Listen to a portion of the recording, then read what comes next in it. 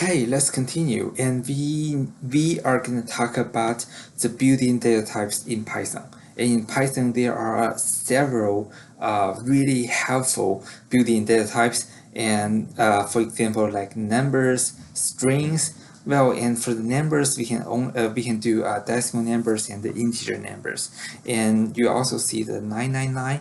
L, and this L is for long integer.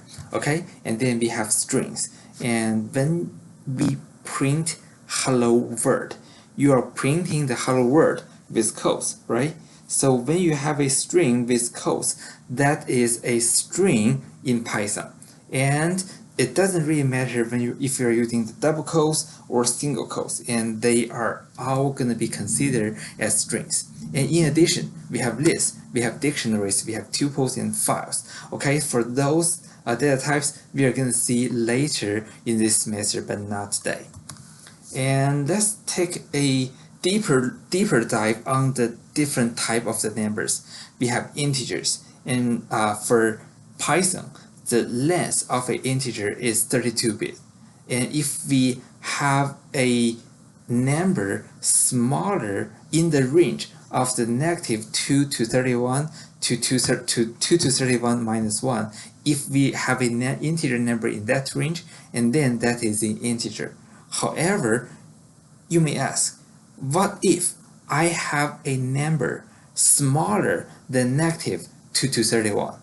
Or it is greater than the upper bound of the integer in Python, and then what? And the answer is, and then you will have a long integer. Okay, so if you want to create a long integer, and you just use whatever number you want to have, and then you add an L, either uppercase or lowercase, and then you are specifying this number to be a long integer in Python. And we also have the float number, and we have the octal number. To create an octal number, you just do a 0 and then a O, 0, O, and then you do whatever number you want to have, and then it will be considered as an octal number. And we have the hexadecimal number, and that is the OX. We have the binary, which starts from the from a 0 and B. Okay, so 0O for octal, 0x for hexadecimal, and 0b for binary. Okay, and the next thing is assignment. When we are trying to create a variable, and what is a variable, by the way? A variable is just a name, and then we use that name to keep a part of the information. Okay, so if we want to create a variable, and the easiest way is we create a variable, and then at the same time we assign a value to that. So for example, when we do a equals 3, what it does is it creates a variable called a, and then we assign an initial value to that variable a. So now a is binded to a value 3.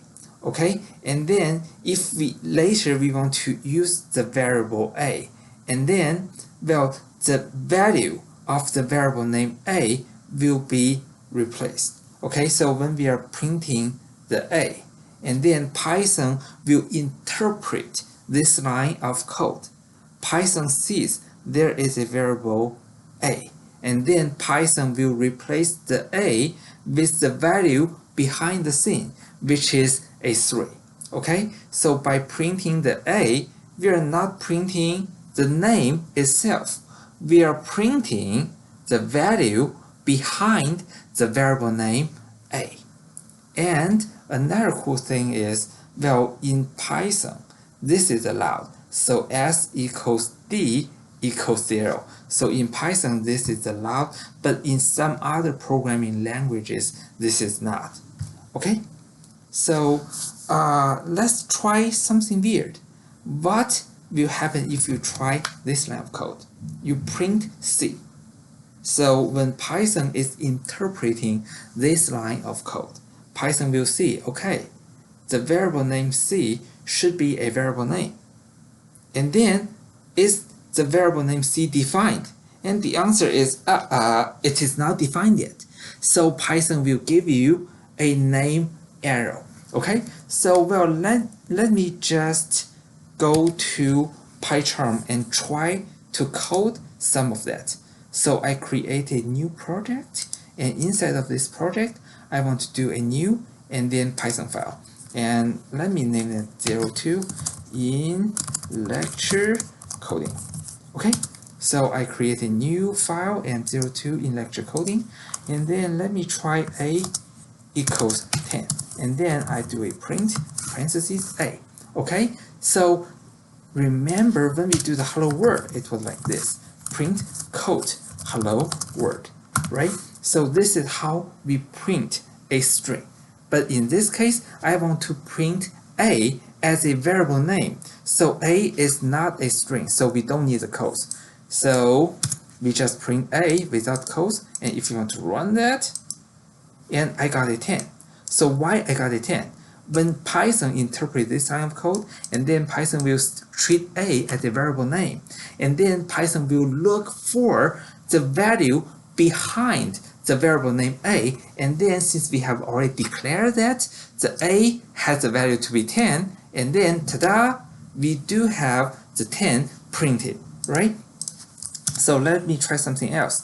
S equals b equals 11. And then let's print s, and we also print b.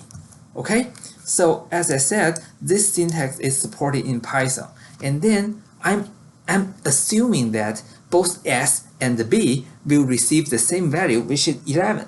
So let's run this code and see if we got 11 and 11.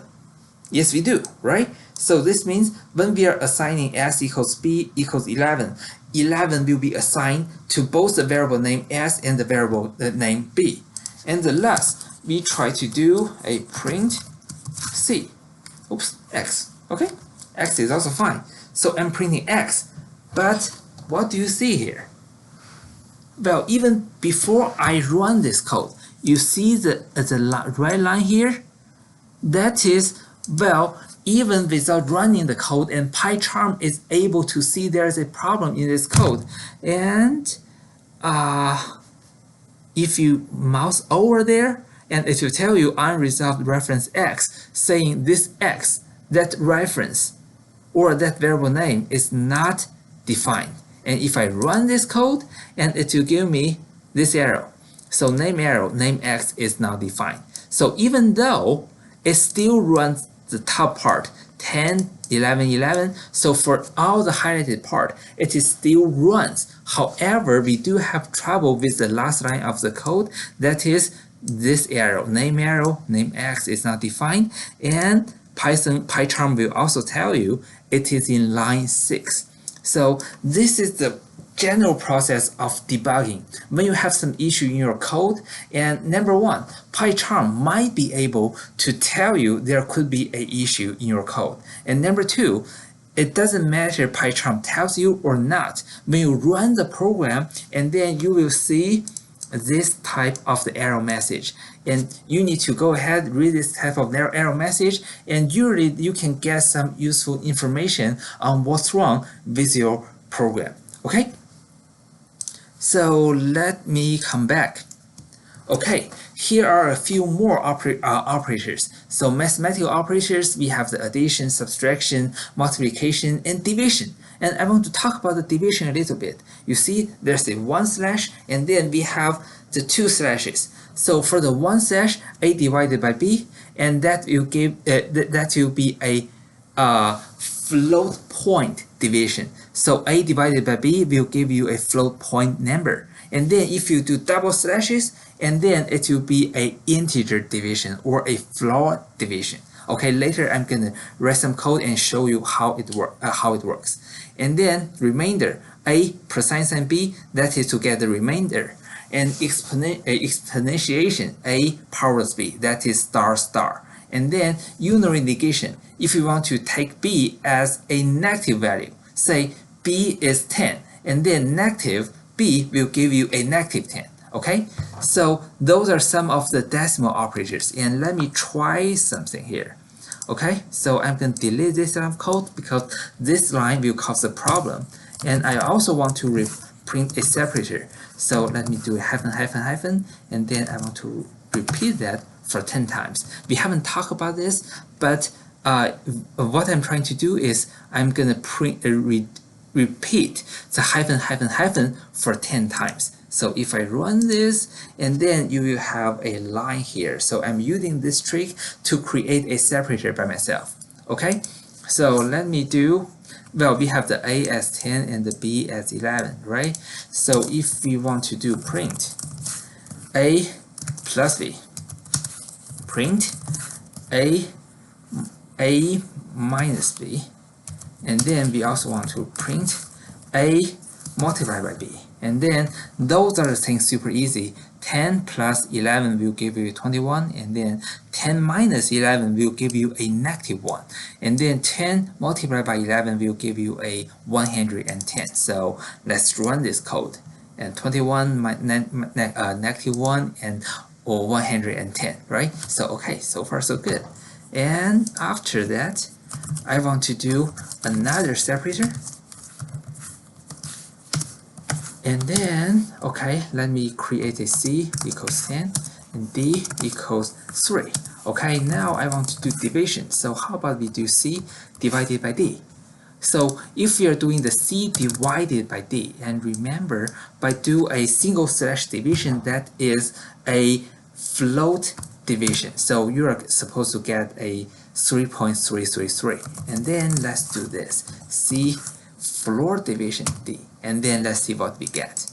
Okay, so C divided by D, we got 3.333, and then C floor divided by D, that is an integer division, so we only have the integer part, which is a 3. So I want to try something interesting. How about we change it to 11? So if we change it to 11, C divided by D will give you 3.6666, right? So no problem. So this one will give you 3.666. But my question is here. We are doing a integer division. 3.666 can round down to 3, or it can round up to 4, right? So what are we gonna get? Let's run and see. Okay, and then for this one, this will give you 3.66. However, we are gonna take this number and still round down if we do double slashes. That is an integer division, but I prefer to call that floor division because we always round this number down. Okay, so let me change that again, and let me change it to 12.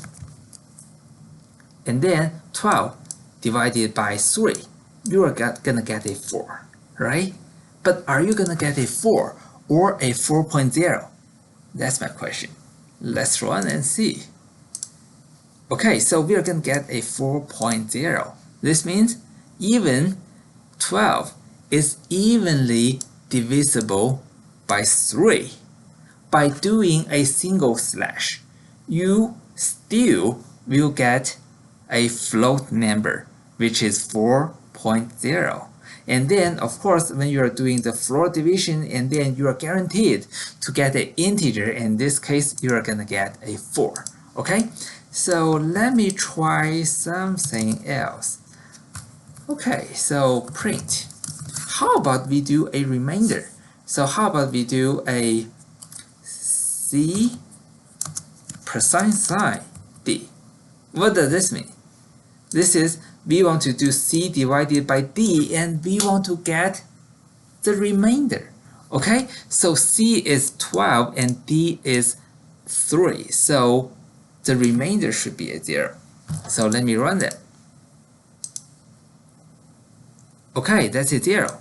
But let's do something else. So how about we do 10 divided 10 remainder D, and then 11 remainder D.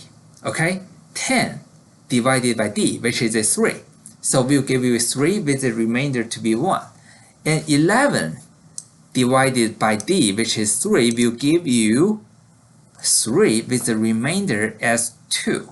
Okay, so for this part, for this line, I'm expecting to have a 1, and for this one, I'm expecting to have a 2. So let's run that. Okay, so I have the 1 here and 2 here. So far so good, right? And the last thing I want to try is how about exponentiation? So print. Let me redefine some of the variables, like a equals 2, and then b equals 3. Oh, 3, okay? So, and then let's do a powers b, okay? A powers b, that is 2 powers a 3. 2 powers 3, what is that? That should be 8. And then let's also try print b powers a. And then b powers a, that is 3 powers 2, will give you a 9. Okay? 8 on this line and 9 on this line. Okay, let's run it. Ta-da! We are correct. 8 and 9. Okay? So I guess this video is already long enough, and well, this is first time I'm trying to show part of the PowerPoint slide and then move on and show you some of the code. And when you see I'm coding, feel free to pause the video and try by yourself. When you are seeing watching me coding, it seems that everything is pretty easy, but you really have to try by yourself. Okay, this is the point. You ain't gonna learn coding by watching me blah blah blah and watching me code on my screen. You have to do the coding on your own screen. And another point I want to make is, well, there are things could be hard when you read the textbook. However, if you simply write some of the code by yourself, and then it is super easy for you to figure that out. And especially for example, like this one. This is the one I may feel confused. Like if I'm doing a 11, 4 divided by 3. Should I get a 3 or a 4? By reading a textbook, it is still confusing, even though the textbook says it is 4 division, right? Well, if you just run this line of the code, and you will see, because you get a 3, this means, well, it always round the value down. Even though 3.666 is closer to 4 than to 3. But since we always round it down, we will get a 3. Okay, so go ahead and I'm going to stop my video here, and you need to try to write some code and run by yourself. And this is how you learn to code. Okay, good luck, and I will see you in the next video.